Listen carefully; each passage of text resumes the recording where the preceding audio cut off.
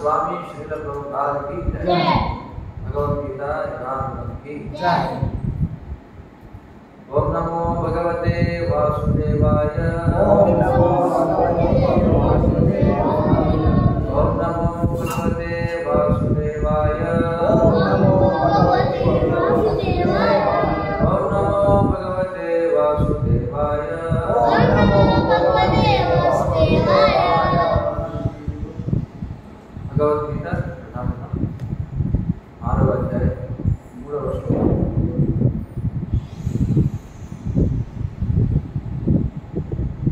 वाक्याన్ని చేద్దాం. ఆరుక్షః మునేః యోగం కర్మ కారణం ఉచ్యతే యోగ आरूढस्य तस्य एव शमः कारणम् उच्यते। आरुक्षोर्मुनेर्योगम्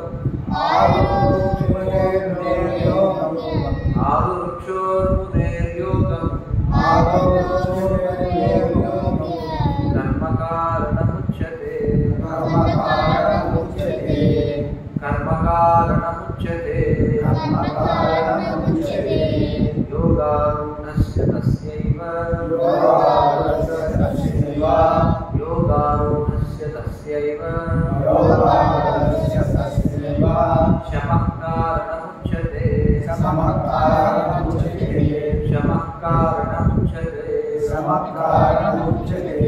आरुक्षोर्मुनेर्योगम्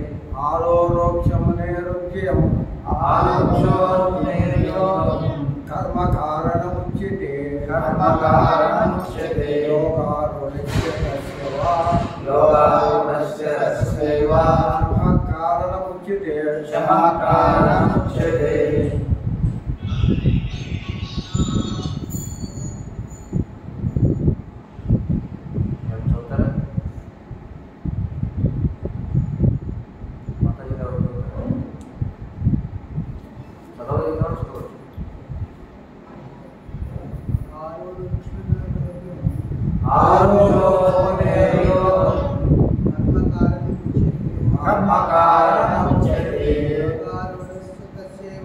योगारूढस्य तस्यैव शमः कारणमुच्यते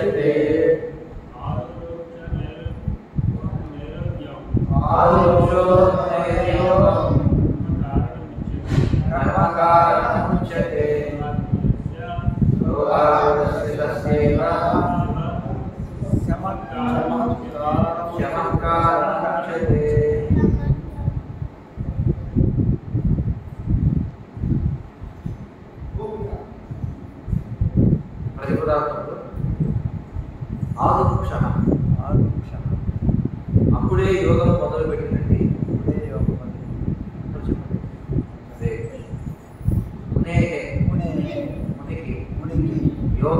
యోగం అష్టాంగ యోగం కర్మ కారణం సాధనంగా ఉచ్యతే చెప్పబడింది. యోగ అష్టాంగ యోగం ఆరుఢస్య పొందినవాడు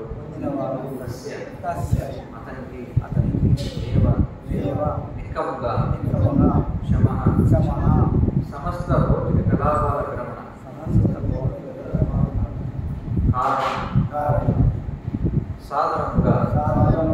ఉచ్యతే చెప్పబడింది. అనువాదం మరియు భాషను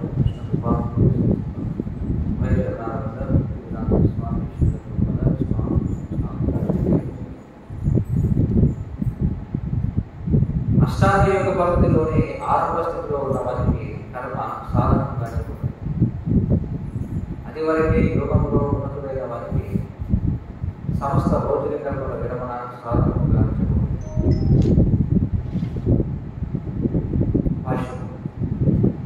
మనిషి తనను భగవంతునితో జోడించుకునే పద్ధతి యోగం అని పిలువబడుతుంది.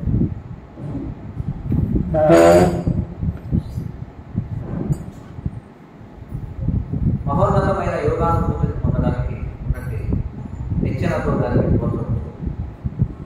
ఈ నిచ్చెన జీవుని అత్యంత నిత్యమైన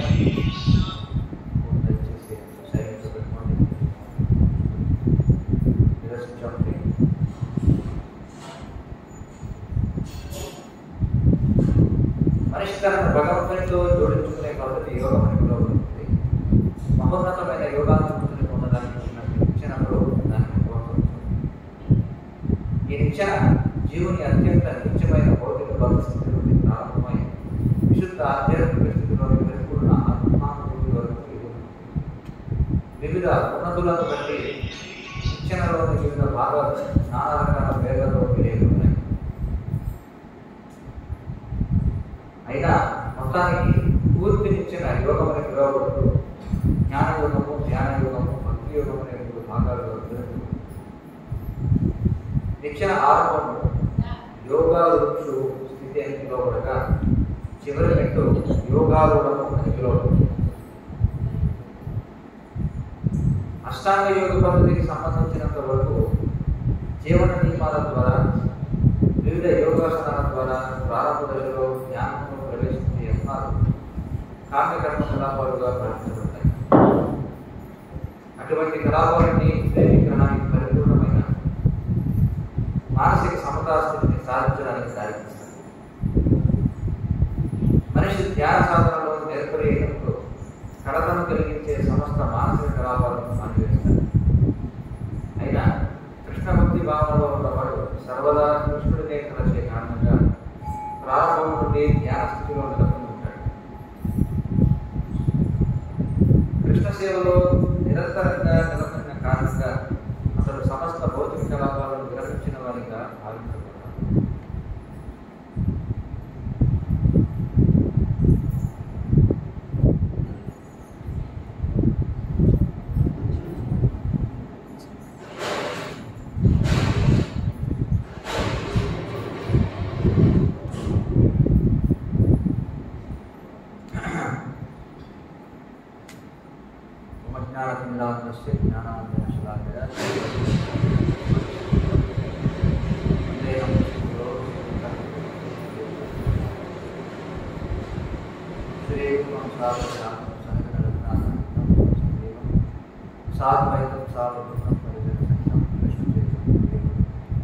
శ్రీ రాధా కృష్ణ హే కృష్ణ కరుణాసింధో రాధా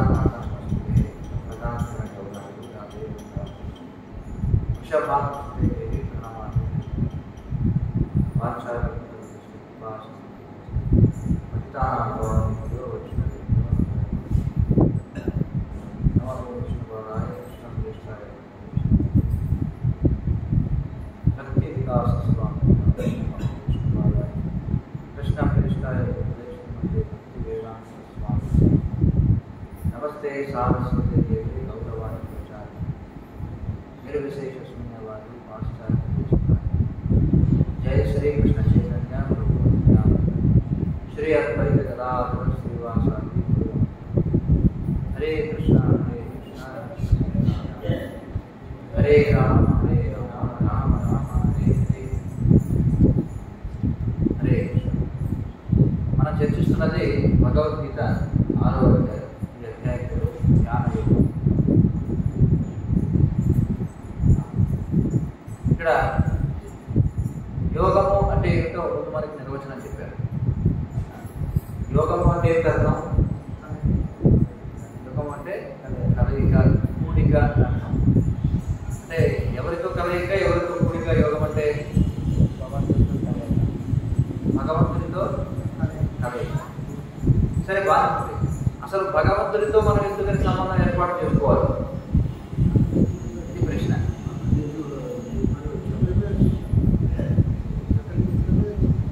అక్కడి నుంచి విడిపోయారు.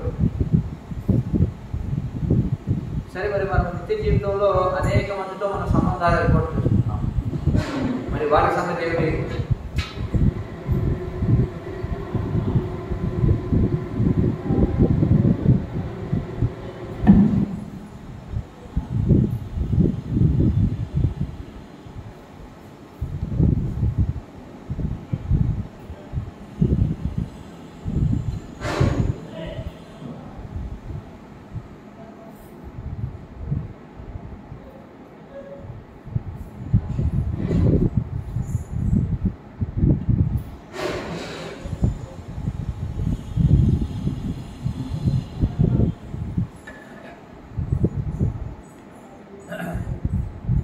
ప్రపంచంలో ప్రతి ఒక్కరు కూడా ఎవరో ఒకరితో సంబంధాన్ని ఏర్పాటు చేసుకోవడానికి ప్రయత్నం చేస్తూనే ఉన్నారు. ఎందుకని ఎవరో ఒకరితో సంబంధం అనేది కావాలి మనకి? కారణం గత జన్మ కర్మ రుణానుబంధం. సరే, రుణానుబంధాలు ఏమి లేవని అనుకున్నా ఎందుకని ప్రతి ఒక్కరు ఎవరో ఒకరితో సంబంధం ఏర్పాటు చేసుకోవాలనుకుంటారు? ముఖ్యంగా మనం చూస్తే ఈ ప్రపంచంలో 5 ముఖ్యమైన సంబంధాలు కనిపిస్తున్నాయి. అంటే ఒక వ్యక్తి మరొక వ్యక్తితో సంబంధాన్ని ఎలా కలిగి ఉంటాడు అంటే, మొట్టమొదట ఒక వ్యక్తి దాసునిగా అంటే సేవకునిగా, ఒక వ్యక్తి యజమానిగా ఉంటాడు, ఒక వ్యక్తి సేవకునిగా ఉంటాడు. అంటే యజమానికి సేవకుడికి మధ్య ఉండేటువంటి సంబంధం ఒక రకం. రెండు, ఇద్దరు స్నేహితుల మధ్య ఉండేటువంటి సంబంధం అదొక రకం. అలాగే తల్లిదండ్రులకు సంతానానికి మధ్య ఉండేటువంటి సంబంధం అదొక విధానం. అలాగే ఒక ప్రేయసి ప్రియుడికి మధ్య ఉండేటువంటి సంబంధం అదొక విధానం. అలాగే భార్య భర్తలకు మధ్య ఉండేటువంటి సంబంధం ఒక విధానం. ఇవి మాత్రమే కాకుండా మరి అంటే ఇక్కడ సంబంధం అనగానే ఏం మనకి దృష్టికి వస్తుంది చెప్పండి. ఏదైనా సరే ఇందులో స్నేహితుల మధ్య సంబంధం కావచ్చు, తల్లిదండ్రులు సంతానం మధ్య సంతానం కావచ్చు, తల్లిదండ్రులు సంతానం మధ్య సంబంధం కావచ్చు, లేదా భార్య భర్తల యొక్క సంబంధం కావచ్చు, లేదా ప్రేమికుల యొక్క సంబంధం కావచ్చు. సంబంధము అనేటప్పటికీ అందులో ఏమిటి ముఖ్యమైన విషయం? బంధం. ఎప్పుడు సంబంధం ఉన్నట్టుగా మనం చెప్తాం. సంబంధం అనేది ఎప్పుడు ఉన్నట్టుగా మనం అనుకుంటాం. సరే, అరే అరే రామ్ అరే రామ్.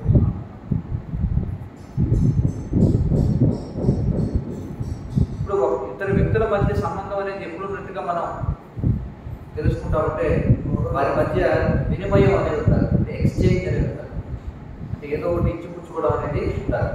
అంటే ఇంకా చెప్పాలంటే ఒకరినొకరు సేవించుకోవడం అనేది కనిపించాలి. అంటే ఇద్దరు స్నేహితులు అన్నా, ఊరికే స్నేహితులు అంటే వాళ్ళు ఏం చేసుకుంటారు, వాళ్ళ యొక్క సన్నిహితమైనటువంటి విషయాలను చర్చించుకుంటూ ఉంటారు. మన ఉపదేశాంలో చెప్పినట్టుగా ముఖ్యవాక్యాన్ని ఉంచారు. అంటే ఇద్దరు స్నేహితులు ఉన్నారనుకోండి, స్నేహితులు ఏం చేస్తారంటే వాళ్ళ తల్లిదండ్రులు కూడా చెప్పినటువంటి విషయాలు తమ స్నేహితులతో పంచుకుంటారు కదా. అంటే గోప్యమైనటువంటి విషయాలని ఇచ్చిపుచ్చుకుంటూ ఉంటారు. లేకపోతే ఒక స్నేహితుడు మరొక స్నేహితుడికి ఏదో ఇష్టమైనటువంటి వస్తువులు ఇస్తారు, అంటే అవసరం వాళ్ళు తీసుకుంటారు. ఇలా సేవను ఇచ్చిపుచ్చుకోవడం అనేది మనకి కనిపిస్తుంది. అలాగే తల్లిదండ్రులు పిల్లలకి సేవ చేస్తారు కదా. అలాగే పెద్దవాళ్ళు అయిన తర్వాత పిల్లలు తల్లిదండ్రులకి సేవ చేయాల్సి ఉంటుంది. సో అక్కడ ఒక సంబంధం. అలాగే భార్యాభర్తలు అనేటువంటి సంబంధం. వారి మధ్య కూడా భర్త భార్యను రక్షించడం అనేది, భర్త అంటే భరించేవాడు, భార్య అంటే భరించబడింది. అంటే ఒకరినొకరు సంరక్షించుకోవడం అనేది, ఒకరినొకరు సేవించుకోవడం అనేది. ఇలా అన్నింటిలో కూడా ఈ సేవ అనేది ఇచ్చిపుచ్చుకోబడుతుంది. అంటే అవతల వాళ్ళు ఎవరి వ్యక్తికి సేవ చేస్తే ఎవరి వ్యక్తి అవతల వాళ్ళకి సేవ చేస్తారు. అలా ఇచ్చిపుచ్చుకోవడం అనేది ఉంటేనే అప్పుడు మనం ఏమంటే సంబంధం ఉన్నట్టుగా చెప్తాం. అది ఉంటేనే ఆనందం అనేది ఉంటుంది, అంతే కదా. ఇచ్చిపుచ్చుకోవడం అనేది ఉంటేనే ఆనందం అనేది ఉంటుంది. ఇచ్చిపుచ్చుకోవడం అనేది లేదనుకోండి, ఒక ఆనందం అనేది ఉంటుందా? ఉండదు. కాబట్టి ఆనందం కావాలంటే ముందు సంబంధం ఉండాలి. ఆధునిక ప్రపంచంలో మనం చూస్తే ఎవరు కూడా ఆనందంగా ఉంటారు. ఎక్కువ శాతం అందరూ కూడా ఎవరి ముఖం చూసినా సరే దిగాలుగా జీవితంలో విసిగిపోయి తీవ్రమైనటువంటి ఒత్తిడితో ఆందోళనతో మనకి కనిపిస్తూ ఉంటారు. ఈ ఆధునిక ప్రపంచం ఒక పెద్ద విడ్డూరం. ఎందుకంటే చిన్ననాటి నుండి కూడా ఎవరితో సంబంధం ఉండకుండా ఉండే విధంగా అందరికీ కూడా శిక్షణ ఇవ్వకూడదు.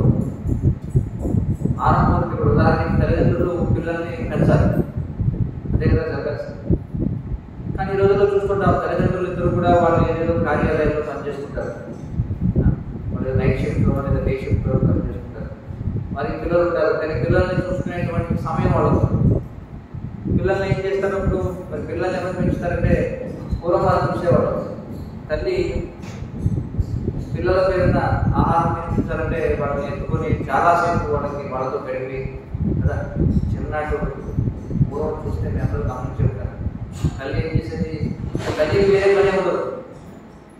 ఇంట్లో పసిపిల్లలు ఉన్నారంటే తల్లికి ఒకటే పని ఏంటంటే పసిపిల్లలు చూసుకోవడం. మొత్తం రోజంతా కూడా వారికి కేటాయిస్తారు. ఒక్కోసారి నిద్ర కూడా ఉంటుంది, ఎందుకంటే అర్ధరాత్రి పిల్లలు చేస్తూ ఉంటారు. అలాగా తల్లి పూర్తిగా ఎప్పుడైతే తన సంతానానికి సమయాన్ని కేటాయిస్తుందో అప్పుడు ఆ సంతానం కూడా చాలా చక్కగా వాళ్ళ యొక్క మానసిక వికాసం అనేది ఉంటుంది. వాళ్ళు చక్కటి పరివర్తన కలిగిస్తారు, చక్కటి ప్రవర్తన కలిగిస్తారు. కానీ ఈ రోజుల్లో తల్లులకి తండ్రులకి ఎవరికి కూడా, అంటే భర్తకి భార్యకి సమయం కేటాయించడానికి సమయం లేదు, భార్యకి భర్తకి సేవించడానికి సమయం లేదు, అలాగే తల్లిదండ్రులిద్దరికి పిల్లలకి సమయం ఇవ్వడానికి వాళ్ళకి సమయం లేదు.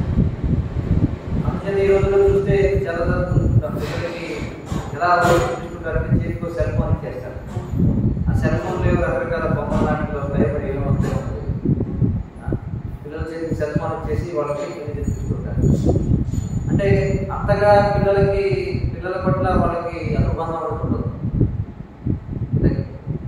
ఈ రోజుల్లో అందరికీ ఎవరితో అనుబంధం అంటే అందరికీ కూడా సెల్ ఫోన్ మీద సంబంధం. ఒక మనిషి సెల్ ఫోన్తో గడిపినంత సమయాన్ని ఎవరితో గడపడం. ఈరోజు ఇద్దరు వ్యక్తులు పూర్వం మనం చూస్తే చెప్పుకున్న వాళ్ళకి పిచ్చేబడి మాట్లాడుకుంటారు, గాలి ముందు ఈరోజు మాట్లాడుతారు. కానీ ఈ రోజుల్లో ఎవరైనా మాట్లాడుకుంటే అంత కూడా ఖర్చు. 10 మంది ఉన్నారంటే పూర్వం తరగతి గదిలో ఉదాహరణకు విద్యార్థులు 10 మంది ఉన్నారు. విద్యార్థులు 10 మంది ఉన్నారంటే వాళ్ళు పూర్వం ఒకరితో ఒకరు మాట్లాడుకున్నంత గౌరవం ఉంటుంది. ఈ రోజు అలాంటి గౌరవం లేదు. ఎందుకంటే అందరూ కూడా ఎవరి ఫోన్లో వాళ్ళు కాబట్టి యంత్రాలతోనే సంబంధం, మనుషులకి మనుషులతో సంబంధం లేదు.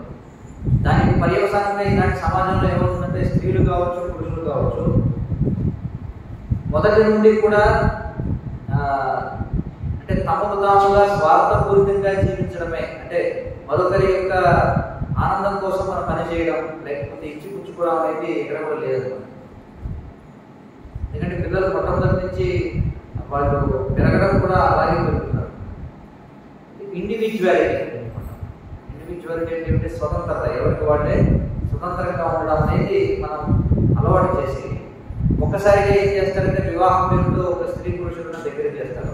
కానీ వాళ్ళు మొదటి నుంచి కూడా స్వతంత్రంగా ఉండడమే అలవాటయ్యి ఒక్కసారిగా వివాహం అయిన తర్వాత ఏ విధంగా ఒకరితో నడుచుకుని తెలియకపోవడం వల్ల ఈ రోజుల్లో వివాహ వ్యవస్థ సర్వనాశనం అయిపోయింది.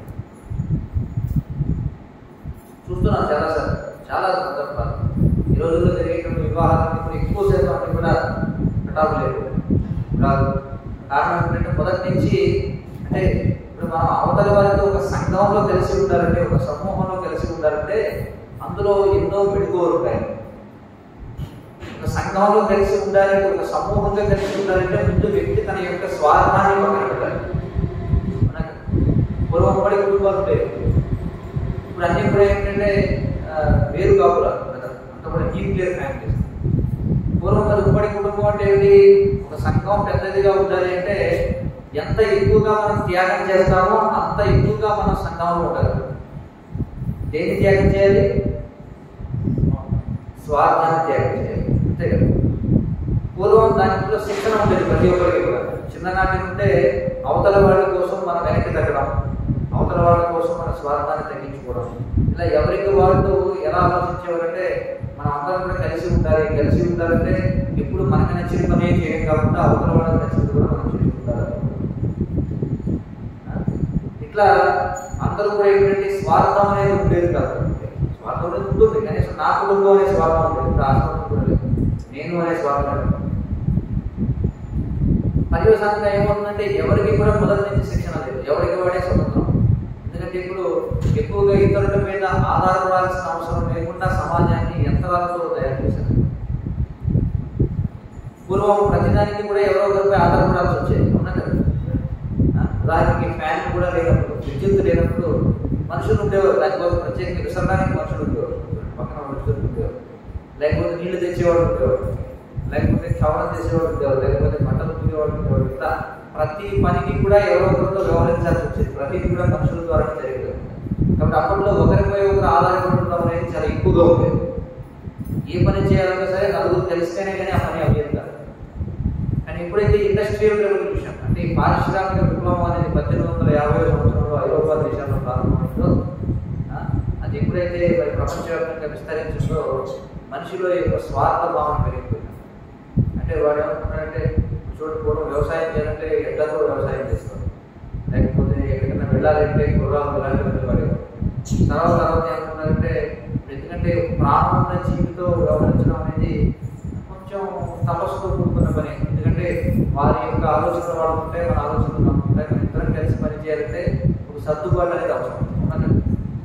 మన కోసం వాళ్ళు కొంత తగ్గాలి, వాళ్ళ కోసం మనం కొంచెం తగ్గాలి. ఇలా పరస్పర సహకారం ఉంటేనే మనం ముందుకెళ్ళగలం.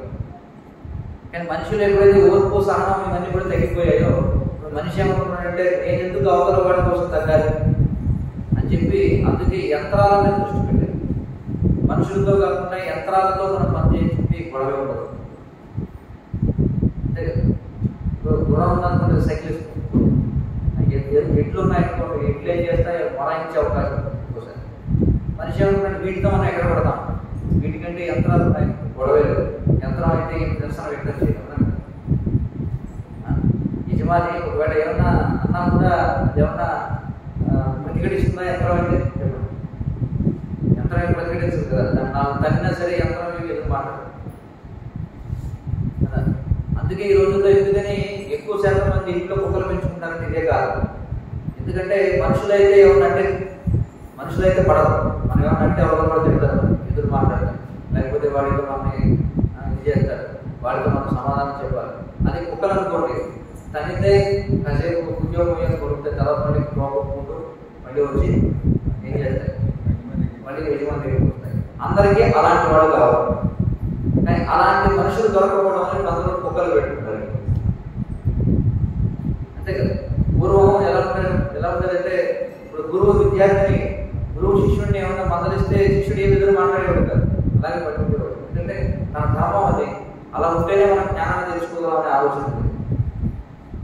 అలాగే తల్లిదండ్రులు పిల్లల్ని ఎన్ని మాటలన్నా సరే పిల్లలు ప్రతిఘటించేవాడు కాదు. ఎందుకంటే వాళ్ళకి తెలుసు, అరే ఈ విధానం ధర్మం అది, తల్లిదండ్రులు మనకి క్షేమం కోసం చెప్తారు అని మాట్లాడేవాడు కాదు. యజమానికి సేవకుడికి మధ్య కూడా సంబంధం అలాగే ఉండేది. సేవకుడు ఎప్పుడు కూడా వినయ విధేయతలతో ఉండేవాడు.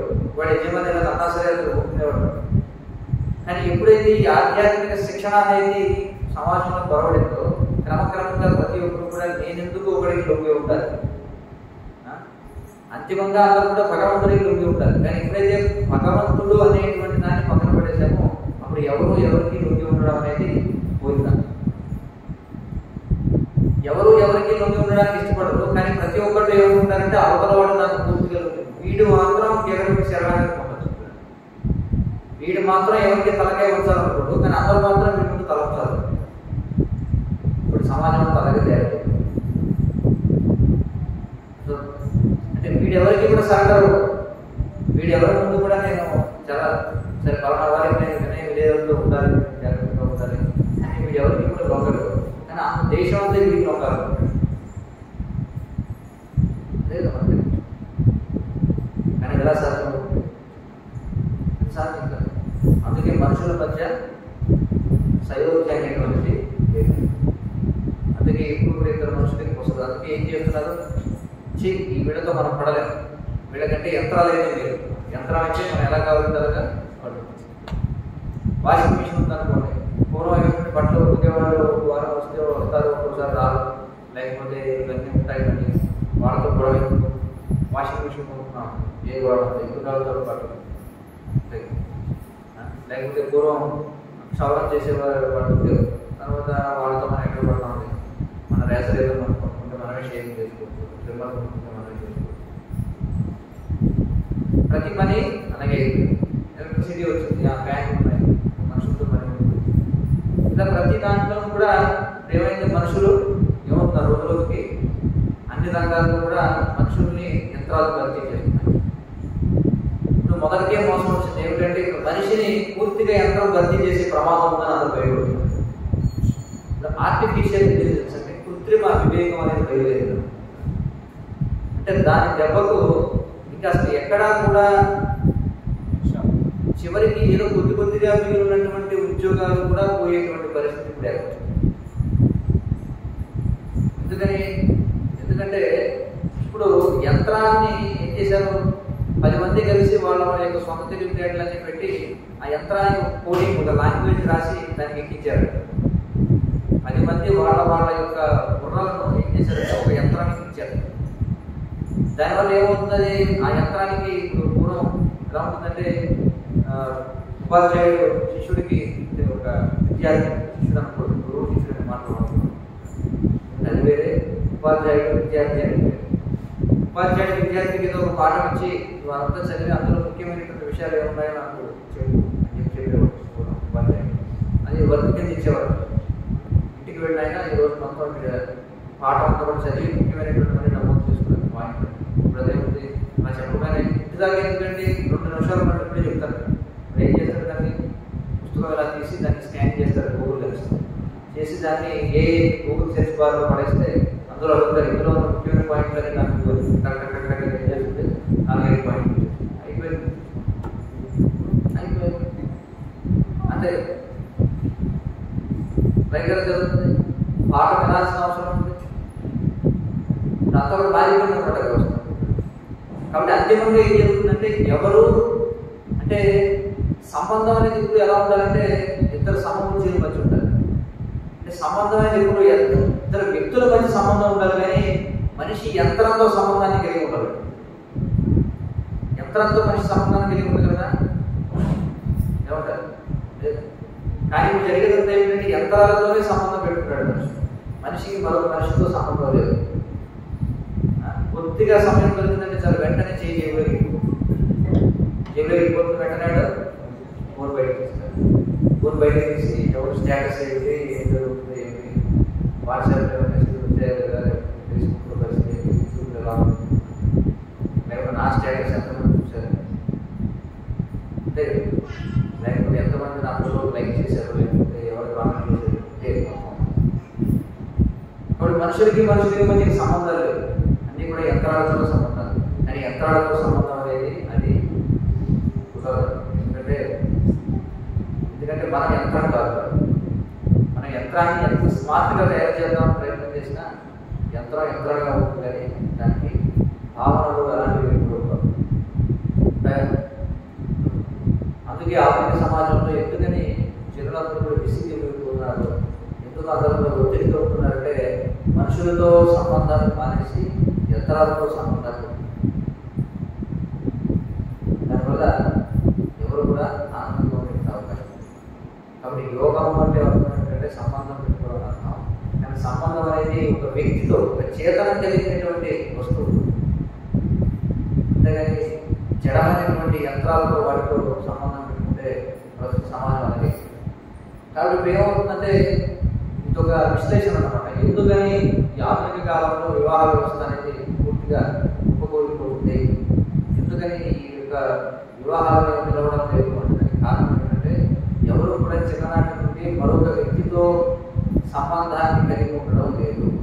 ఎవరికి కూడా శిక్షణ లేదు. అందరికీ కూడా స్వార్థపూరితంగా ఎలా ఉండాలో దాంట్లో శిక్షణ. చివరికి తల్లిదండ్రులు కూడా ఏమంటారంటే పూర్వం చిన్ననాటి మీ అందరికీ కూడా తెలుసు జనం పెద్దవాళ్ళు ఉన్నారు. ఇంట్లో పిల్లలు మాట్లాడకపోతే బడిలో మాస్టర్ దగ్గర తీసుకెళ్ళి కొట్టించేవారు అవసరం. వీళ్ళు మాట్లాడలేదు నా దగ్గర అంటే మనకి ఇంగ్లీష్లో ఒక song spare the rod spoil the child అంటే పెద్దాన్ని పక్కన పెట్టి పిల్లవాడిని పాడు చేసినట్టే. ఇప్పుడు ఆ సామెత కొన్ని దేశాల్లో చెప్తే అరెస్ట్ చేస్తారు. దానికి ఏదో పేరు పెడతారు డొమెస్టిక్ వైలెన్స్ అంటారు ఏదో అంటారు. అంటే చివరికి తల్లిదండ్రులు ఇప్పటికీ కూడా అన్ని దేశాల్లో 11-12 సంవత్సరాల పిల్లల్ని కొట్టడం అనేది నేరం. చాలా దేశాల్లో పిల్లల్ని కొట్టడం నేరం. తల్లిదండ్రులు కూడా పిల్లల్ని చేయలేదు. ఇంకా మరికొన్ని దేశాల్లో అయితే కుక్కల్ని కొట్టే కూడా నేరం. అమెరికా లాంటి దేశాల్లో మీరు ఎవరైనా ఇంటి నుంచి ఊరిళ్ళ నుంచి కుక్కని ఒకదాన్ని బయట పెట్టి వదిలిపెట్టిపోతే వాళ్ళు అరెస్ట్ చేసిన వాళ్ళు కూడా ఇస్తారు. మనుషులు వదిలేసిపోతే అది నేరం కాదు, కానీ కుక్కల్ని ఒంటరిగా వదిలిపెట్టిపోతే అది నేరం. అమెరికా లాంటి దేశాల్లో పరిస్థితి ఎలా ఉంటుందా. కాబట్టి ఆ విధంగా ఉందన్నమాట. కాబట్టి చిన్ననాటి నుంచి ఎవరికి కూడా తల్లిదండ్రులు కూడా ఈ రోజుల్లో ఎలా అయిపోయిందంటే ఒకవేళ ఉపాధ్యాయుడు బడిలో ఒకవేళ ఉన్న పిల్లల్ని మందలించాడు వెంటనే వాళ్ళకి గొడవలు, వాళ్ళ మీద కేసులు పెడతారు. మా అబ్బాయిని తిట్టాడండి, మా అబ్బాయిని వీడు ఏదో చేసుకున్నాడండి. అంటే ఎవరు ఎవరిని సంస్కరించడానికి అవకాశం లేదు, ఎవరు ఎవరిని సరిదిద్దడానికి అవకాశమే లేదు. అంతే కదా. ఒకవేళ ఎవరైనా సరిదిద్దాలని ప్రయత్నం చేస్తే తల్లిదండ్రులు పిల్లలు సరిదిద్దాలనుకున్నా, గురువులు శిష్యులు సరిదిద్దాలని ప్రయత్నించినా, ఉపాధ్యాయులు విద్యార్థులు సరిదిద్దాలని ప్రయత్నించినా, భర్త భార్యను సరిదిద్దాలని ప్రయత్నించినా వెంటనే ఏమవుతుంది, వెంటనే సంబంధాలు కూడా ఏమవుతాయి విచ్ఛిన్నమైపోతాయి.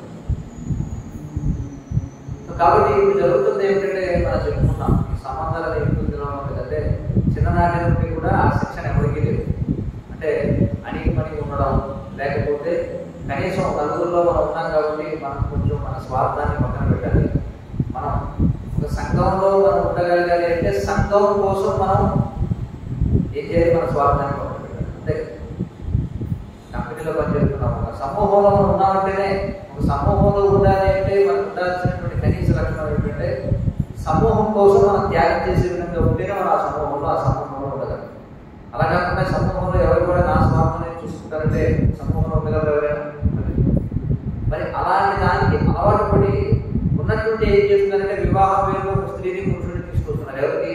చిన్నప్పటి నుంచి ఎవరితో కలిసి ఉండడం తెలియనటువంటి వారికి, ఎవరి కోసం త్యాగం చేయడం అనేది తెలియనటువంటి వాడు, లేదా మరొకరికి లొంగి ఉండడం అనేటువంటి శిక్షణ లేని వాళ్ళని ఇద్దరు తీసుకొచ్చి కలిపి పెడితే ఏమవుతుంది? వాళ్ళు కలిసి ఉంటారు. కాబట్టి ఏమవుతుంది? విడిపోవడం అంటారు.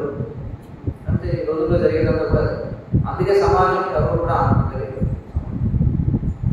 ఎందుకంటే ఎవరితో సంబంధం కలిగి ఉండడం అనేది లేదు. ఎవరికి స్వతంత్రం పడుతుంది. దానికి తోడుగా దేశంలో చట్టాలు కూడా అదే విధంగా తయారు చేయబడ్డాయి. దేశంలో చట్టాలు కూడా అదే కదా. కాబట్టి ఏమైందంటే వివాహం అనేది ముఖ్యంగా మనం చూస్తే అన్ని సంబంధాల కంటే కూడా వివాహం అనేది ఒక పెద్ద దారుణమైనటువంటి జీవితాన్ని నాశనం చేసేటువంటి ఒక సాధారణ చాలా మంది దేశవ్యాప్తంగా దీని గురించి అనేకమైనటువంటి మొదలు వస్తున్నాయి. చేత మనం నిజంగా ఆనందంగా ఉండాలి అంటే మనకి సంబంధం అనేది ఉండాలి. కానీ ఈ భౌతిక ప్రపంచంలో ఒకవేళ మనం ఎంత సత్సంబంధాలు కలిగి ఉన్నా అంతిమంగా సంబంధాలను కూడా దుఃఖానికే దారిస్తాయి ఈ ప్రపంచం. ఎందుకని కారణం ఏంటంటే సరే ఒకవేళ ఎంతో అన్యోన్యంగా ఉన్నారని అనుకున్నాం, అయినా కూడా దుఃఖానికి తప్పదు. ఎందుకంటే ఇవన్నీ కూడా తాత్కాలికమైనటువంటి సంబంధాలు. అంటే మనిషి అటు ఆధ్యాత్మికంగాను ఇటు భౌతికంగాను రెండు విధాలుగాను కూడా సుఖించేటువంటి అవకాశాలు ఎక్కడ కూడా కనిపిస్తున్నాం. కనీసం భౌతికంగా సుఖించేటువంటి విధానాలు ఏమున్నాయి వాటిని కూడా ఎవరు ఈ రోజుల్లో ఆచరిస్తున్నారు. కాబట్టి మనిషి ఇటు భౌతికంగాను అటు ఆధ్యాత్మికంగాను రెండు విధాలుగా కూడా ఎందుకు పనికిరాదు. అందుచేత అది కూడా మనం చాలా జాగ్రత్తగా అర్థం చేసుకోవాలి. మనం చెప్పకూడదు యోగము అంటే ఏంటంటే యోగము అంటే భగవంతునితో సంబంధం. సరే ఇదంతా ఒక వైపు ఉంటే మరొక వైపు కొంతమంది అనుకోవచ్చు ఇవన్నీ కూడా చూసి విసిగి వేసారిపోయి అంతా నాకు ఎందుకు నేను భగవంతుడితో సంబంధం పెట్టుకున్నాను. సరే బాగా భగవంతుడితో సంబంధం పెట్టుకోవచ్చు, కానీ భగవంతుడితో సంబంధం పెట్టుకోవాలన్నా మళ్ళీ మధ్యలో భక్తులతో సంబంధం అనేది అవసరం. భక్తులతో సంబంధం లేకుండా భగవంతుడితో కూడా సంబంధం పెట్టుకోవాలి. వచ్చిన చిక్కు ఏమిటంటే బయట ప్రపంచంలో అసలు ఎవరితోనూ సంబంధం పెట్టుకోవడం అనేది అలవాటు లేని వాడు ఒకవేళ కృష్ణ భక్తులకు వచ్చినా సరే భక్తులతో కూడా విభేదాలు జరుగుతాయి. ఎందుకంటే వాడికి కూడా అలవాటు లేదు. మొత్తానికి ఈ విధంగా సమాజం అంతా కూడా ఎందుకు పూర్తిగా నిరాశ నిస్పృహలతో ఉండిపోయింది. అందుచేత ముందుగా అసలు మన కృష్ణ చైతన్యవంతులు అవ్వాలంటే ముందు అసలు చైతన్యవంతులు కావాలి, తర్వాత కృష్ణ చైతన్యం. ముందు అసలు సమాజంలో మౌలికమైనటువంటి నైతిక విలువలు కలిగి ఆ తర్వాత మనం మంచి భక్తులు అవుతాం.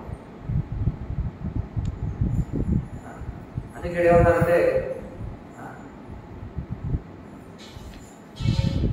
మనిషి తనలో భగవంతునితో జోడించుకునే పద్ధతి యోగం అని పిలువబడుతుంది.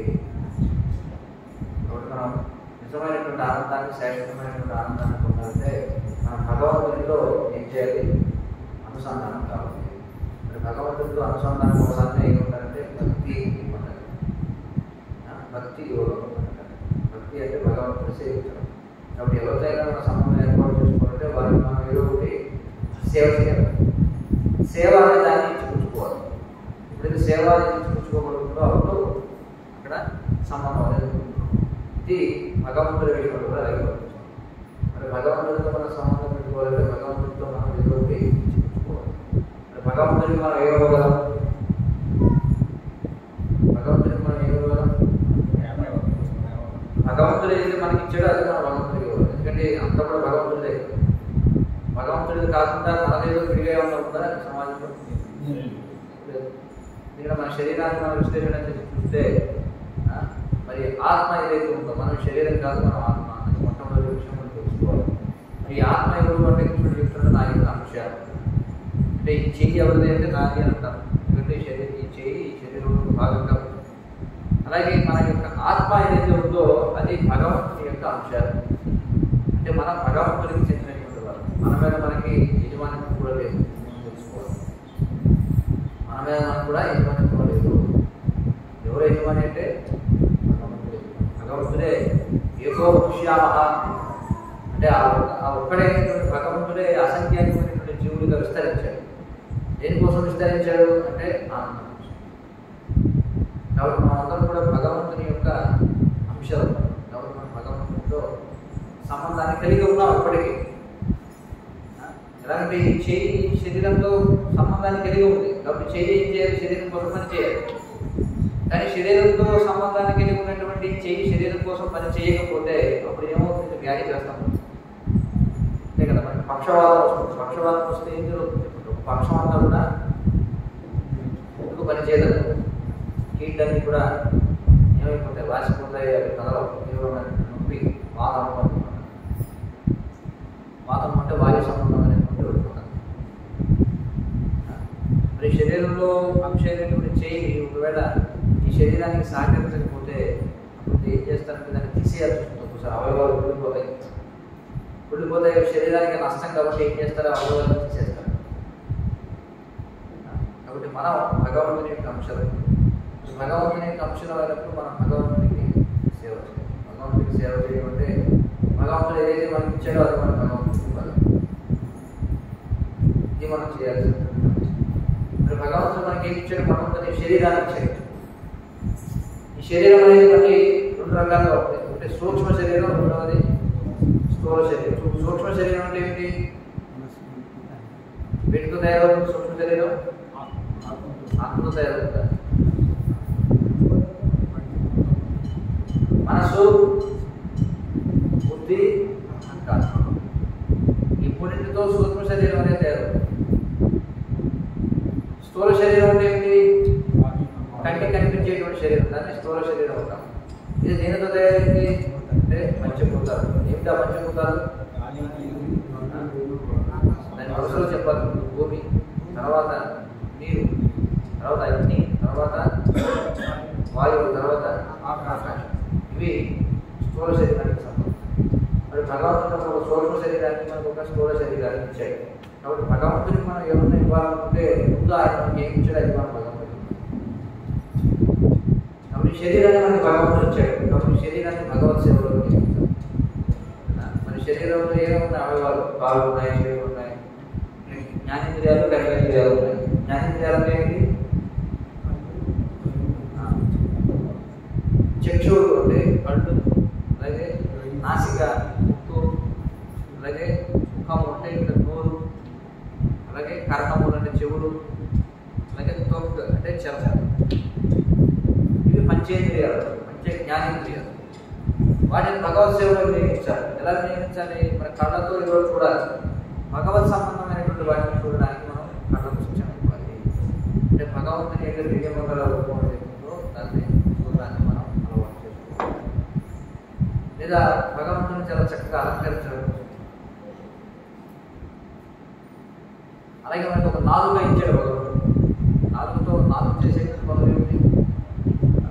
నాలుగు ఏం చేస్తుంది? శబ్దం చేస్తుంది, అలాగే అలాగే ఆహారాన్ని తీసుకుంటుంది. కాబట్టి ఇదే రెండు పనులు మనం భగవత్ సేవలు చేయాలి. అంటే ఎలా చేయాలి? భగవంతుని గురించి మనం మాట్లాడాలి. అంటే భగవంతుని యొక్క నామాన్ని జపించవచ్చు. మనం హరే కృష్ణ హరే కృష్ణ హరే రామ హరే రామ రామ రామ హరే హరే అనేటువంటి భగవంతుని యొక్క నామాన్ని మనం జపించాలి. అలాగే భగవంతునికి అర్పించినటువంటి ప్రసాదాన్ని మనం స్వీకరించాలి. ఈ విధంగా మనం భగవత్ సేవలో నెలకొన్నట్లయితే మనకి శ్రీమద్ భాగవతంలో చెప్పబడిన అంబరీష్ మహారాజు ఏ విధంగా తన వద్ద ఉన్నటువంటి ప్రతిదానికి తన శరీరాన్ని అన్నింటినీ కూడా ఏ విధంగా భగవత్ సేవలో వినియోగించాడు. వాచాంశులు ఎక్కడ ఆయన ఏం చేశారంటే ప్రతి అవయవాన్ని కూడా భగవత్ సేవలో వినియోగించాడు. తన యొక్క మనసును ఎల్లప్పుడూ కూడా భగవంతునికి వాతావరణంలో చెందగలిగేవాడు. అంటే మనసుతో మనం ఏం చేయగలం? మనసుతో ఆలోచించగలం, మనసుతో మనం సంకల్పించగలం, మనసుతో మనం అనుభూతి చెందగలం. మరి ఈ 3 ప్రవృత్తులని మనం భగవత్ సేవలో చేయించాలి. భగవంతుని గురించి ఆలోచించాలి, భగవత్ సేవ ఎలా చేయాలి దాని గురించి ఆలోచించాలి, అలాగే భగవత్ సేవ చేయాలని సంకల్పించాలి, భగవత్ సేవ చేయడంలో వచ్చే ఆనందాన్ని ఆస్వాదించగలగాలి. ఆ విధంగా మనసును ఉపయోగించాలి. అలాగే బుద్ధిని దేనికోసం వాడాలి? మరి ఎవరైతే భగవత్ సేవలను పొందాలనుకుంటారో భగవంతుడు వారికి చక్కటి బుద్ధిని ఇస్తారు అని చెప్పినట్టు. ఈశాం సతయుక్తానాం భజితాం ప్రీతిపూర్వకం దదామి దేవగంతం ఏనమాపయాన్ని. ఈశాం సతయుక్తానాం అంటే ఎవరైతే ఎల్లప్పుడూ కూడా సతయుక్తానం అంటే ఎల్లప్పుడూ సతతం అంటే ఎల్లప్పుడూ కూడా నిమగ్నమై ఉంటారో భగవత్ సేవలో. భజితాం ప్రీతిపూర్వకం నన్ను ఎవరైతే చాలా ప్రీతిపూర్వకంగా సేవిస్తూ ఉంటారో దదామి బుద్ధియోగం వారికి నేను బుద్ధియోగాన్ని ఇస్తాను. ఏ విధంగా ఏనమా ఉపయోగంటే ఏ విధంగా నన్ను చేరుకోవాలో ఆ యొక్క బుద్ధిని ఇస్తాను.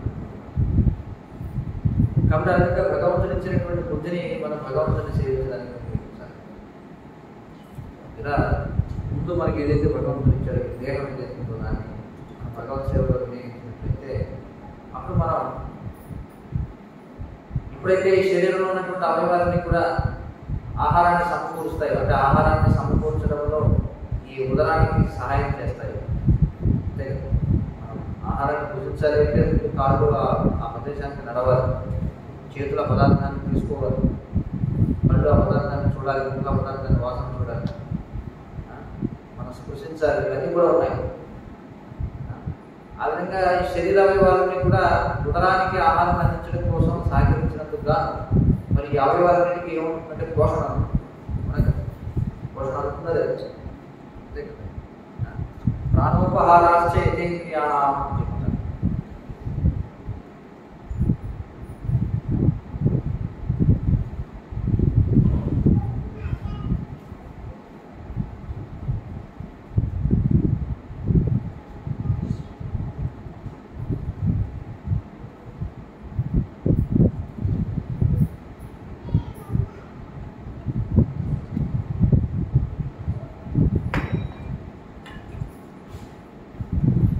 ఎప్పుడైతే ఈ శరీర అవయవాలన్నీ కూడా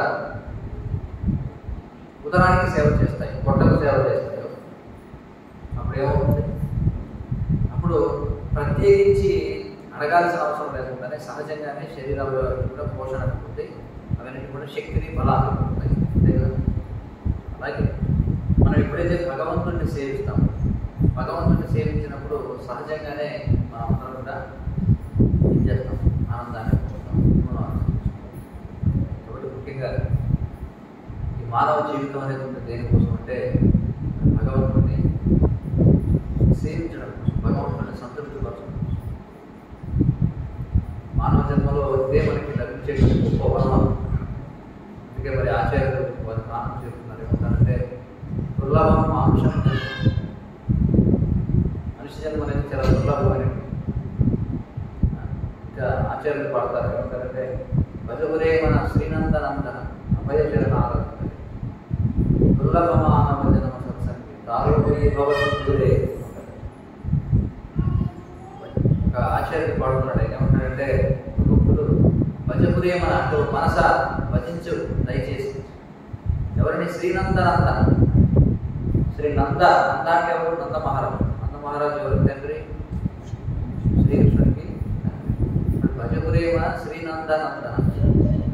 ఆ నందనందనం అంటే నంద అంటే నంద మహారాజు, నందన అంటే కుమారుడు. ఎవరంటే శ్రీకృష్ణుడు. మనసా దయచేసి ఆ శ్రీకృష్ణుడిని భజించు, నంద కుమారుడు. భజగురేమ శ్రీనందన అభయ చరణాలు. మరి కృష్ణుని యొక్క పాదాలు ఏమిటంటే అభయ చరణాలు. అభయ చరణాలు ఏమిటి అంటే ఎవరి యొక్క చరణములను ఆశ్రయిస్తే మనకి భయం అనేది ఉండదో వాటిని ఏమంటారు? అభయ చరణాలు. భగవంతునికి చరణాలు ఏంటి? అభయ చరణాలు. దుర్లభమానవ జన్మ సదసంగి. ఎందుకంటే మనకి ఎందుకు ఆ విధంగా చేయాలి? ఎందుకు ఆ విధంగా చేయాలంటే మనకి దుర్లభ మానవ జన్మ, మనకి చాలా దుర్లభమైనటువంటి మానవ జన్మ అనేది. కాబట్టి దీన్ని ఏం చేయాలి? దుర్లభ మానవ జన్మ సత్సంగే, దీన్ని సత్సంగంలో గడపాలి. ఈ మానవ జన్మని సత్సంగంలో మనం ఉపయోగించాలి. తారోహో ఏ భవిష్యత్తు ఆ విధంగా ఏం చేస్తాం మనం సత్సంగాన్ని. అంటే మానవ జన్మతో కూడా చాలా కష్టం. మానవ జన్మలో కూడా భక్తుల సాంగత్యంతో కూడా ఇంకా కష్టం. భగవత్ భక్తులకి సాంగత్యాన్ని లభించడం చాలా కష్టం. భక్తుల సాంగత్యం చెప్ప అన్ని రకాల సాంగత్యాలు మనకు లభిస్తాయి పుష్కలంగా. ఎక్కడ చూసినా సరే అనేక రకాల వ్యక్తులు మనకి కనిపిస్తుంటారు. అందుకే కలియుగంలో అందరూ కూడా ఏమన్నారంటే మందభాగ్యో. మందభాగ్యం అంటే ఎవరు కూడా అదృష్టవంతులు కాదు. అది మానవ జన్మ వచ్చినప్పటికీ కూడా అందరూ కూడా దురదృష్టవంతులు. ఎందుకని కారణం ఏంటంటే ఎవరికి కూడా అసలైనటువంటి భక్తుల యొక్క సాంగత్యం లభించారు. అందరూ ఎలాంటి వాళ్ళు లభిస్తారంటే ఎందుకంటే మనలో కూడా లోపం ఉంటుంది. మన యొక్క కోరిక ఎంత శుద్ధంగా ఉంటే మనకి అంత చక్కటి సాంగత్యం మనకి భగవంతుడు ఏర్పాటు చేస్తారు. కానీ కలియుగంలో ప్రతి ఒక్కరికి కూడా ఏం కావాలంటే ఎంటర్టైన్మెంట్ కావాలి. ప్రతి దాంట్లో ఎంటర్టైన్మెంటే కావాలి. ఆధ్యాత్మికంగా కూడా ఏం కావాలి? ఎంటర్టైన్మెంటే కావాలి. అంతేగాని స్వచ్ఛమైనటువంటి హృదయంతో మనం అసలు ఏ విధంగా ఈ యొక్క సమస్య నుంచి బయటపడాలనేటువంటి ఆసక్తి ఎవరికి లేదు. వాళ్ళు ఏమనుకుంటారంటే అనేక రకాలుగా మనం ఎంజాయ్మెంట్ పొందాలి, అనేక రకాలుగా వినోదం కావాలి. కాబట్టి ఆధ్యాత్మికంగా కూడా వినోదాన్ని కోరుకుంటారు. అది వచ్చినటువంటి సమస్య. అందుకే దానికి తగ్గట్టుగానే ఈ రోజుల్లో మనం చూస్తే ఎవరైతే ఆధ్యాత్మికవేత్తలుగా చలామణి అవుతున్నారో వాళ్ళు కూడా జనానికి వినోదాన్ని పంచడంలోనే ముందుకుపోతుంది. అది ఎంతవరకు దారి తీస్తుందంటే భగవంతుడిని కూడా హేళన చేసేటువంటి విధంగా మారింది. మనం చూస్తున్నాం, మన ముఖ్యంగా తెలుగు ప్రాంతంలో చాలా కాలం నుంచి గొప్ప పండితుడిగా చలామణి అయినటువంటి వ్యక్తి. మరి ప్రభుత్వం కూడా అతనికి ఏదో పద్మశ్రీ బిరుదు కూడా ఇస్తుంది. ఎందుకు ఇచ్చింది పద్మశ్రీ బిరుదు అంటే భగవంతుడిని హేళన చేస్తుంది. ఇప్పుడు అలాంటి వాళ్ళని సమాజం గురువులుగా స్వీకరిస్తున్నారు. వాళ్ళు చేసేది ఏమిటంటే అంటే వాళ్ళు చేసేదంతా కూడా వెటకారంగా మాట్లాడడం, లేకపోతే వాళ్ళని వెటకారం చేయడం, వీళ్ళని వెటకారం చేయడం. అంటే ఊరికి ఏదో నాకు భాష వచ్చు కదా అనేటువంటి గర్వంతో. అంటే వాళ్ళకి భగవంతుడు ప్రతి ఒక్కరికి కూడా నైపుణ్యాన్ని ఇస్తారు. కృష్ణుడు భగవంతుడిలో చెప్తున్నాడు ఏమంటాడంటే పౌరుషం కృషుకు అని చెప్పాడు. పౌరుషం కృషుకు అంటే ఒక వ్యక్తిలో ఉన్నటువంటి నైపుణ్యాన్ని నేను అని. ఎవరికైనా నైపుణ్యం ఉంది అంటే ప్రతి ఒక్కరికి ఏదో నైపుణ్యం ఉంటుంది. ఏ విధమైన నైపుణ్యం లేనివాడు ఎవరు? ప్రతి ఒక్కరికి కూడా ఏదో ఒక దాంట్లో ఒక కృష్ణాతుడై ఉంటాడు. అది ఏమిటంటే భగవంతుడే మనకి ఇస్తాడు. ఎందుకోసం? దానిని భగవత్ సేవలో వినియోగించమని ఇస్తాడు. భగవత్ సేవలో వినియోగించమని ఇస్తాడు కదా భగవంతుడు. అంటే దాన్ని భగవత్ సేవలో వినియోగించడం ద్వారా మనం ఏం చేయొచ్చంటే అది తరుణోపాయం అంటాం. తరుణోపాయం అంటే ఏమిటి? దాటడం. సంసారాన్ని దాటాలంటే మనకి ఏదో ఉపాయం కావాలి. మరి సంసారాన్ని ఎలా దాటగలం మనం? అంటే ఈ జన్మ మృత్యు జరా వ్యాధితో కూడుకున్నటువంటి సంసారం ఏదైతుందో దీన్ని ఎలా దాటగలం మనం అంటే భగవంతుడిని సేవించడం ద్వారా, భగవంతుడి పాదపద్మాలు అనేటువంటి నౌకను ఆశ్రయించడం ద్వారా మనం ఈ సంసార సాగరాన్ని దాటగలం. ఏమిటది సంసార సాగరం అంటే? పునరపి జననం, పునరపి మరణం, పునరపి జనని విటరేషి. అంటే మళ్ళీ పుట్టడం, మళ్ళీ మరణించడం. ఈ రోజులో మళ్ళీ వ్యాధి, ఈ రోజులో మళ్ళీ వృద్ధాపం. అంతే కదా? ప్రతి ఒక్కరు వీటితోనే కదా సతమతం అవుతున్నారు. ఇదే జీవన పోరాటం. ఏమిటది? జన్మ మృత్యు జరా వ్యాధులను ఎలా ఎదుర్కోవాలి, అదే జీవన పోరాటం. మరి ఈ జీవన పోరాటం ఇది ఒక జీవితంలోనే కాదు. ఈ జీవితంతోనే అన్ని ముగిసిపోవడం రా. ఈ జీవితంతో అది ముగిసిపోతున్నాయా? లేదు. అలా అనుకుంటే పొరపాటు. ఇది మన మొదటి జీవితం కాదు, ఇదే చివరి జీవితం కూడా కాదు. ఈ మానవ దేహాన్ని మనం పొందడానికి ముందు అనేకమైనటువంటి జన్మలు ఇచ్చాం. అది మనిషిగా ఇవ్వచ్చు, లేదా వేరే ఇతర రకరకాల జీవరాశులుగా ఇవ్వచ్చు. 84 లక్షల రకాల జీవరాశులు. అందులో మొత్తానికి ఇప్పుడు మనం మానవ జన్మను పొందాం. దీన్ని సద్వినియోగపరచుకోకపోతే మళ్ళీ మనకి మానవ జన్మ వచ్చేటువంటి అవకాశం ఉంది. మరి అలా మానవ జన్మ వచ్చినప్పుడు భగవంతుడు ఏం చేస్తాడంటే ఏదో ఒక రకమైనటువంటి నైపుణ్యాన్ని మనకి ఇస్తాడు.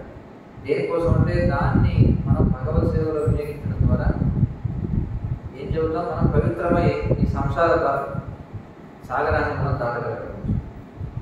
అందుకోసం భగవంతుడు మనకి ఇస్తాడు. కానీ మనకి ఇచ్చినటువంటి నైపుణ్యం ఏదైతుందో దాన్ని దుర్వినియోగపరుచుకున్నాము.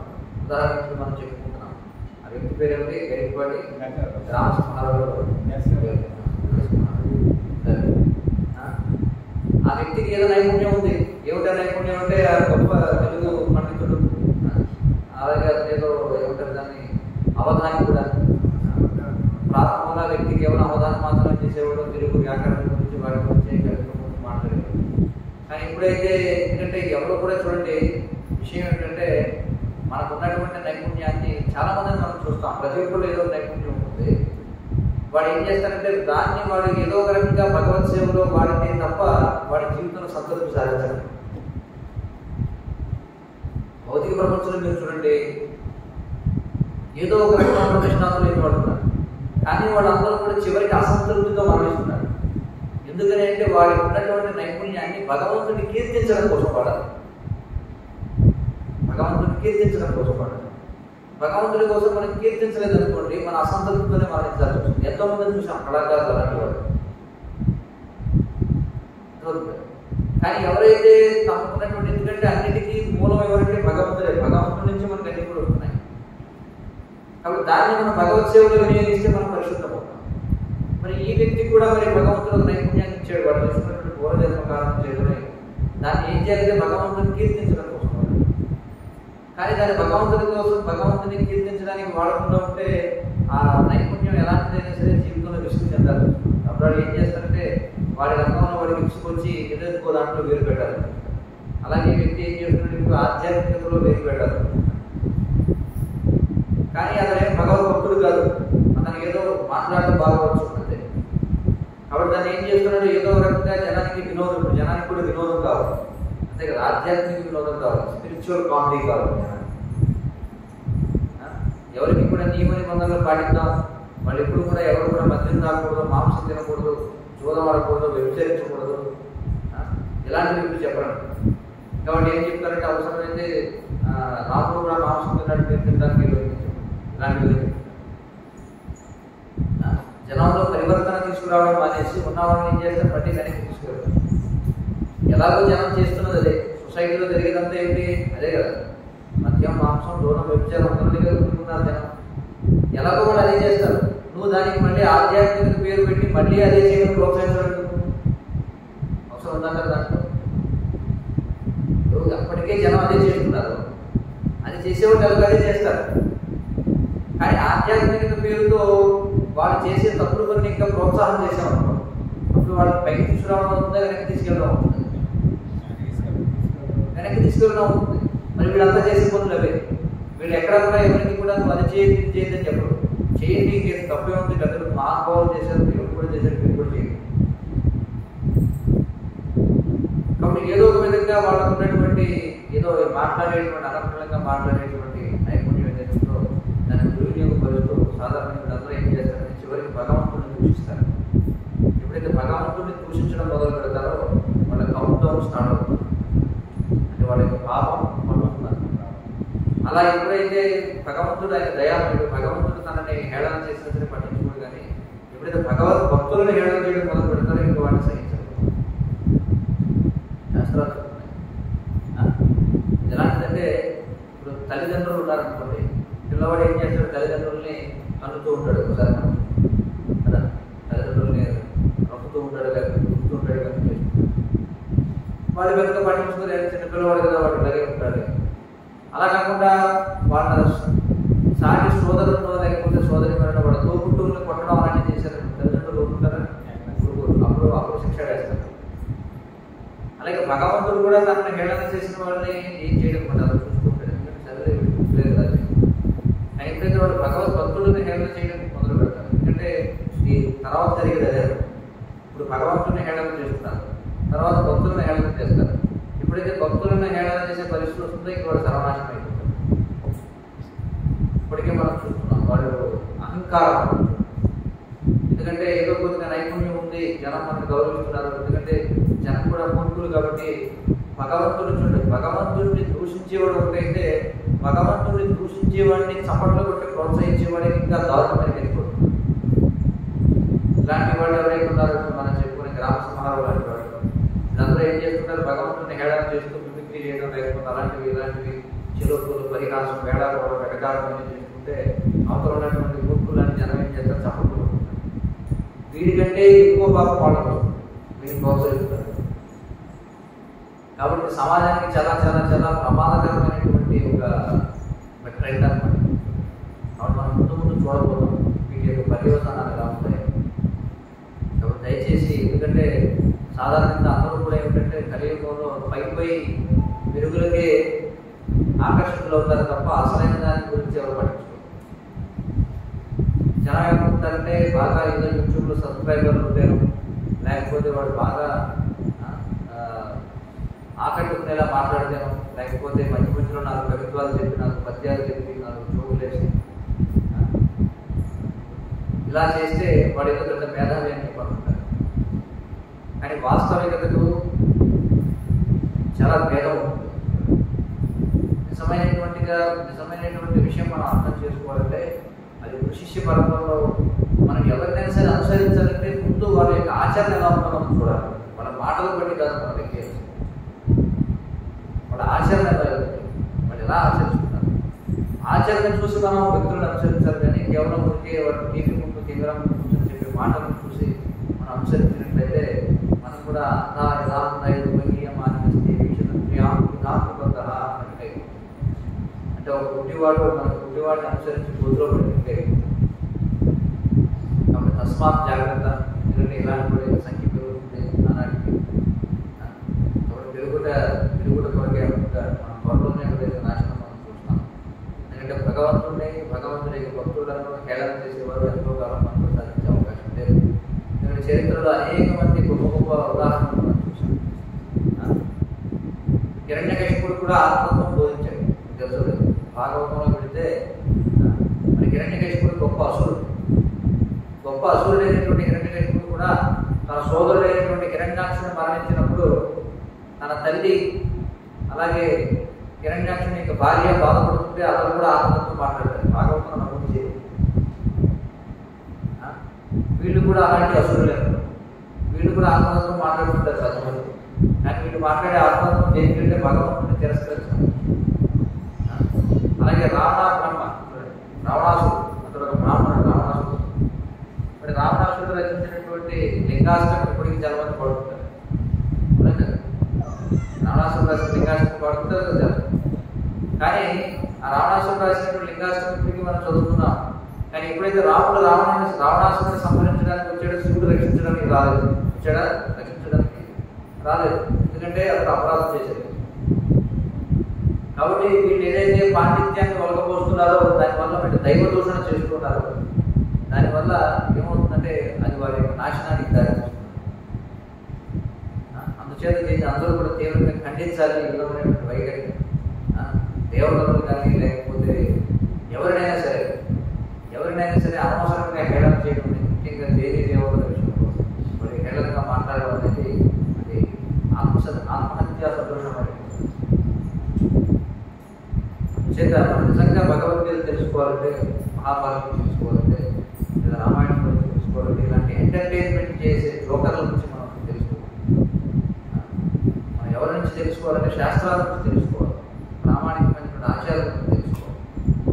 అలా కాకుండా మనం ఏదో చవకగా వస్తుంది కదా అని చెప్పి రోజుల్లో ప్రతిదానికి కూడా చవకగా కావాలి. భగవద్గీత మనం చదవమని చెప్తే ఫ్రీగా ఇస్తారనుకుంటారు. ఇలా ఎవరు కూడా శరణాగతి పొందడానికి, నియమాలు పాటించడానికి ఆసక్తి చూపించకుండా ఊరికే ఏదో నాకు ఫేస్బుక్లో వస్తుంది, వాట్సాప్లో వస్తుంది, యూట్యూబ్లో వస్తుంది, లేదా షార్ట్లో వస్తున్నాయి, ఫ్రీగా ఎవరో షేర్ చేశారు, ఏదో బాగుంది, మనం ఎక్కడికి వెళ్ళాల్సిన అవసరం లేకుండా మన ఫోన్లోనే మనకి ఆధ్యాత్మిక గురించి ఎవరు మాట్లాడుతున్నారు మనం మోసపోతాం. ఆ విధంగా మన భగవంతుడితో సంబంధాన్ని మనం ఏర్పాటు చేసుకుంటే ఇలాంటి వాటి వల్ల, ఇలాంటి వాళ్ళు అనుసరించే వాటి వల్ల ఏ విధమైనటువంటి లాభం మనం అర్థం చేసుకుంటాం. కాబట్టి మనం ఏం చేయాలి అంటే ప్రామాణికమైనటువంటి వ్యక్తులు ఎవరైతే తమ జీవితంలో శాస్త్రాల్లో ఉన్నటువంటి విధి నియమాలను అనుసరిస్తూ వారి ఆచరణ ద్వారా మనకు ఉదాహరణ చూపిస్తున్నారో అలాంటి వారిని మనం అనుసరించాలి. నిజమైనటువంటి కావాలి. నిజంగా లాభాన్ని చేసి కూడా చౌకరాదు. అందుకే చూడండి, చౌక బాలు ప్రచారకులు ఎవరైతే ఉంటారో, చౌక బాలు అవధానం లేకపోతే నుంచి ఎవరైతే వింటూ ఉంటారో వాళ్ళకి ఎలాంటి నియమాలు చెప్పరు. వాళ్ళు ఎప్పుడు కూడా బాహాటంగా మీరు మందు తాగొద్దు, లేకపోతే మీరు సిగరెట్లు కాల్చొద్దు, లేకపోతే మాంసం తినవద్దు, లేకపోతే విచారించవద్దు, అక్రమమైన చేయొద్దు, దూరం ఆడదని ఎప్పుడు చెప్పరు. ఎందుకంటే వాళ్ళ అంచెలంతా కూడా ఆకోవకు చెందిన వాళ్ళు. ఎప్పుడైతే వాళ్ళు ఆ విధంగా చెప్తారో వీళ్ళు చెప్పేది వినడం మానేస్తారు. అంటే వీళ్ళకి దేని మీద ఎక్కువ మక్కువ అంటే పూజలా ప్రతిష్టం. అందరి చేత నేను పూజింపబడాలి, అందరి చేత నేను శభాష అనిపించుకోవాలి, లేకపోతే నాకు సంఘంలో ఒక పెద్ద కానీ స్వర్ణ కంకణంతో నాకు ఏదో సన్మానాలు చేసుకుంటారు. ఇలాంటి వాళ్ళు బంగారు కంకణాలు కాళ్ళకి, చేతులకి, మెడకి రకరకాల కంకణాలతో కొట్టుకుంటారు. కాబట్టి వాళ్ళకి కావాల్సింది ఇదే తప్ప జనుల యొక్క శ్రేయస్సు ఏమాత్రం కాదు. ఇలాంటి వాళ్ళతో మనం చాలా చాలా జాగ్రత్తగా ఉండాలి. మన భగవంతునితో మన సంబంధాన్ని ఏర్పాటు చేసుకోవాలంటే మనం చేయవలసింది కలియుగంలో తెలుసుకోవడం.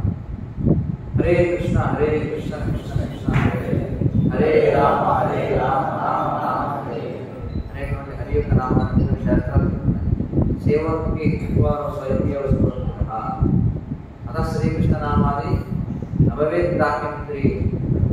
శ్రీకృష్ణుని యొక్క నామ రూపములు ఏవైతే ఉన్నాయో వాటిని మనం మన ఇంద్రియాల ద్వారా తెలుసుకోలేము. అది ఎలా తెలుసుకోవాలంటే సేవకి జిహ్వారం అంటే నాలుగుతో సేవను ప్రారంభించడం కాదు. మరి ఇప్పుడే మనం చెప్పుకున్నాం 4 రకాల పనులు చేసుకుంటాం. ఒకటి ఏమిటంటే హరి యొక్క నామాన్ని జపించడం, రెండవది అంటే శబ్దం చేయడం, రెండవది రుచిని ఆస్వాదించడం. కాబట్టి మనం ఇదే నాలుగుతో ఈ నాలుగుని సక్రమంగా ఉపయోగించడం ద్వారా మనం ఆధ్యాత్మిక ప్రపంచాన్ని చేరుకుంటాం. ఏ విధంగా అంటే హరే కృష్ణ హరే కృష్ణ కృష్ణ కృష్ణ హరే హరే రామ హరే రామ రామ రామ హరే హరే మంత్రాన్ని జపించడం ద్వారా, అలాగే భగవత్ ప్రసాదాన్ని స్వీకరించడం ద్వారా, అలాగే విధి నియమాలను అనుసరించడం ద్వారా మద్యం, మాంసం, క్రోధం, విచారం వీటిని ఖచ్చితంగా మనం త్యజించాలి. వీటిలో మనం నిమగ్నం అవుతూ మనం ఆధ్యాత్మికంగా పురోగమించగలం అని ఎవరైనా చెప్తే వాళ్ళు మనకి మంచి శత్రువులు, వాళ్ళు మనం మోసం చేయడానికి మనం కాబట్టి వీటి నియమాలు పాటించాలి. వీటి నియమాలు పాటిస్తూ మనం భగవద్గీత భాగవతం ప్రామాణికంగా మనం తెలుసుకుంటూ ఆ విధంగా మనం హరే కృష్ణుడు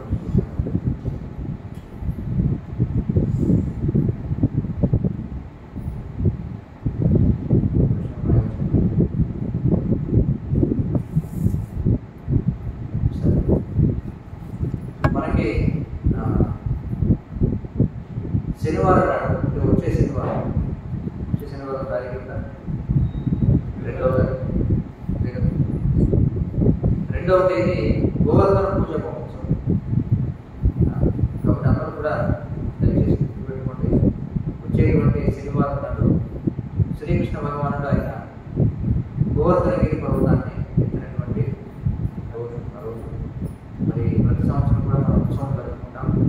మరి వచ్చేటువంటి శనివారం ఉదయం 10:30 గంటల నుండి ఇదే విధంగా కార్యక్రమం జరుగుతుంది. ఆ రోజు అన్నకూటోత్సవం జరుగుతుంది. ఆ రోజు మరి మట్టి పేడ విషయంతో శ్రీనాథుడు అంటే గిరిధారి గోవర్ధనగిరికి గిరిధారి యొక్క రూపం కూడా ఇక్కడ చేయబడుతుంది. దాంతో పాటు అన్నకూటోత్సవం అంటే ఆయనకి అన్ని విధాలైనటువంటి రకరకాల వృక్షం అంటే పదార్థాలు గోవర్ధన కూడా నివేదన చేయబడతాయి. తర్వాత మరి దానికి ఆరతి, తర్వాత ప్రవచనం చేయడం, తర్వాత కీర్తన, ప్రవచనం ప్రసాదం. అయితే వచ్చే ఆదివారం కార్యక్రమం ఉండదు. దయచేసి శనివారం నడుపుతుంది. శనివారం ఉత్సవం కాదు, మళ్ళీ ఆదివారం కార్యక్రమం, మళ్ళీ ఆ తర్వాత పైన ఆదివారం నుంచి కార్యక్రమం. మళ్ళీ మీకు గురించి సందేశం కూడా ఎవరు వాట్సాప్. కాబట్టి శనివారం నాడు గోవర్ధన పూజ మహోత్సవం. మరి ఆ రోజు గోవర్ధన పూజ కోసం ప్రతి ఒక్కరు కూడా ఎవరైతే నియమాలు పాటించేవాడు ఉన్నారు, ఎవరైతే ప్రతిరోజు అంటే ఎవరైతే మాంసం, చూదం లాంటి వాటిలో నిమగ్నం కానివాడు, లేదా ఉల్లి వెల్లు లాంటి పదార్థాలు తీసుకునేవాడు, హరే కృష్ణ మంత్రం చూపించేవాడు ఎవరైనా సరే, వాళ్ళు ఆ రోజు భగవంతుని కోసం బట్టి ఏదైనా పదార్థాన్ని తీసుకొచ్చి వాళ్ళు నివేదన చేయొచ్చు. తర్వాత వాళ్ళు ప్రసాదంగా తీసుకెళ్ళచ్చు నాతో పాటు. అలా ఎవరైతే చేయని వాళ్ళు ఆ రోజు పండ్లు కానీ లేకపోతే ఏవైనా సరే పదార్థాల మీదుగా భగవంతుని పుష్పాలు కానీ పండ్లు కానీ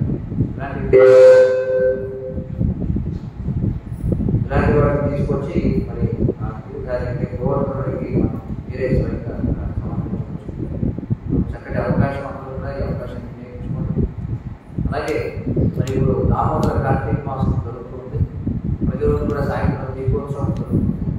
మనకి ఇక్కడ పట్టణంలో ఏఎస్ఆర్ నగర్లో అర్థవంతం దగ్గర మందిరంలో ప్రతిరోజు సాయంత్రం 6:30కి దామోదర అష్టకం దీపదానం తర్వాత ప్రవచనం అనంతరం అందరికీ కూడా ప్రసాదం చేస్తుంది. అలాగే చాలామంది తమ గృహాల్లో కూడా కార్యక్రమాలు ఏర్పాటు చేసుకుంటారు. ఎవరైనా తమ గృహంలో కార్యక్రమం ఏర్పాటు చేయాలనుకుంటే దయచేసి సంబంధించి. హరే భగవద్గీత